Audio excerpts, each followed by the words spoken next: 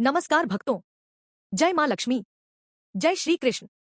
आज हम बात करेंगे उस पावन रात की जब चांद अपनी 16 कलाओं के साथ धरती पर उतरता है और उसकी चांदनी में बरसता है अमृत।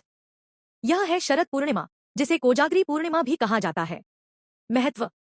हिंदू पंचांग के अनुसार आश्विन मास की पूर्णिमा को शरद पूर्णिमा मनाई जाती है। यह वर्ष की सबसे उज्ज्वल रात होती है, जब चंद्रमा की किरणों में अमृत के समान औषधीय गुण माने गए हैं। कहा जाता है कि इस रात चांदनी में रखा हुआ दूध या खीर अमृत समान हो जाता है और उसे प्रसाद रूप में सेवन करने से स्वास्थ्य, सौंदर्य और सुख की प्राप्ति होती है। माँ लक्ष्मी की कथा। एक पौराणिक कथा के अनुसार एक बार माँ लक्ष्मी ने देवताओं से कहा, मैं उस घर में प्रवेश नहीं करती जहाँ आलस्य, अस्वच्छता और अंधकार होता है।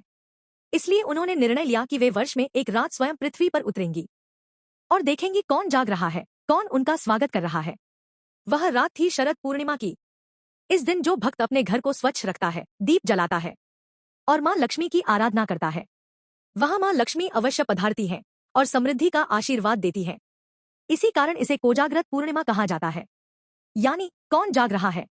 श्री कृष्ण और महारास। इस पावन रात को भगवान श्री कृष्ण ने वृंदावन में अपनी गोपियों के साथ महारास रचा था।